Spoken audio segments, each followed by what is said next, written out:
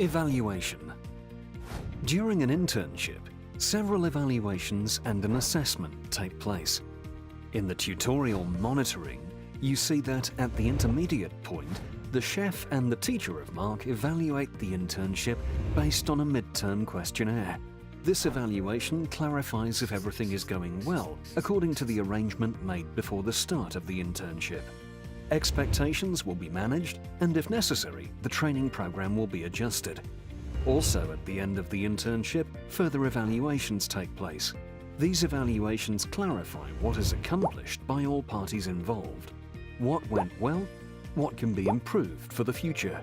On the website of the project UXM2, www.eu-mobility.eu, you find different templates of evaluation for various target groups: sending organisation, hosting organisation, intermediaries, accompanying teachers and students. Further to the evaluations during an internship, it is also possible to complete assessment by the end of an internship. An assessment clarifies if the student accomplished the learning outcomes described in the learning agreement. There are two methods of assessment: formative and summative. In many cases, a formative assessment is usual for the completion of an internship. A formative assessment reflects the trainee's progress and determines his current competencies and how skills can further be developed. The performance shown by the trainee is reviewed against the learning outcomes to be achieved. Staff from the company who supervise the trainee often give their conclusions on the basis of a questionnaire. The conclusions or results enable the trainee to further improve competences and then complete the summative assessment. If the internship may not be concluded with the formative assessment, this can be replaced with the summative assessment where necessary and appropriate. A summative assessment is to determine whether the learning outcomes have been achieved by the student. In this situation, certification takes place. A summative assessment aims to summarize overall learning achieved at the completion of the course or unit. Methods of summative assessment are questionnaires, surveys, interviews, observations, testing, or a project. In the case of a summative assessment, more things must be established. A summative assessment must take place according to the demands of the sending organisation and the national certification regulations. For instance, in the Netherlands, the tutor of the student cannot be the assessor. Guidance and assessment tutors should be separated. However, this varies across EU countries and qualification authorities. In this tutorial, we give you an example of a summative assessment.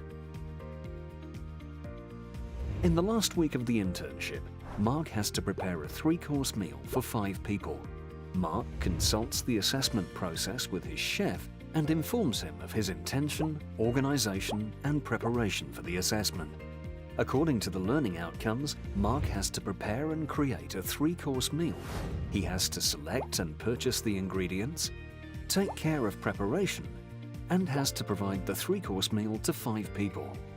Mark must be able to prepare the 3-course meal independently by using techniques learnt during his internship. The mobility coordinator sends the chef of the restaurant a template for this specific assessment. The template clearly indicates how the assessment should be undertaken. A few examples of indicators which will be measured are planning of activities, adjust the recipe, take care of the maintenance of kitchen utilities, prepare a meal, order ingredients, compile a menu. In order to assess Mark objectively, another chef from the restaurant will assess Mark during the final stages. Because Mark's assessment is official, the mobility coordinator of Mark's school will be present during the final day of his exam, which can be agreed within the Memorandum of Understanding. On Friday of the final week, Mark spends the day preparing the ingredients for the 3-course meal. For Mark, the preparation work is hard and stressful. Now he has to demonstrate the skills he's achieved during his internship and that he can meet the assessment requirements. The chef of the restaurant observes Mark and only intervenes if necessary. At the end of the day, everything is prepared. The waiters begin serving dinner. First, they serve the starter, a shrimp cocktail. While the guests enjoy their starter, Mark prepares the main course, meat or fish with vegetables. For dessert, the guests receive chocolate mousse with a bowl of ice cream. After dinner, The chef asks the guests to comment on the dinner. Their feedback, together with the chef's own observations, will partly determine the final result. Besides the practical observation, Mark is also assessed through a questionnaire provided by the mobility coordinator.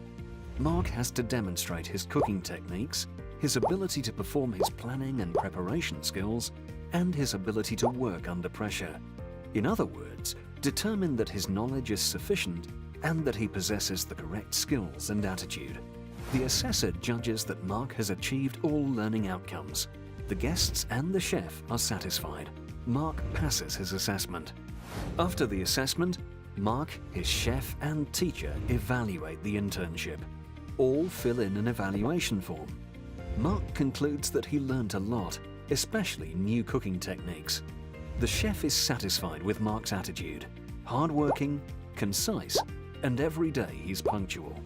The teacher is happy about the way Mark was guided during his internship.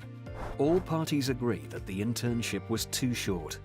That is a learning point for the next time. Mark says goodbye and goes back to his home country, Germany.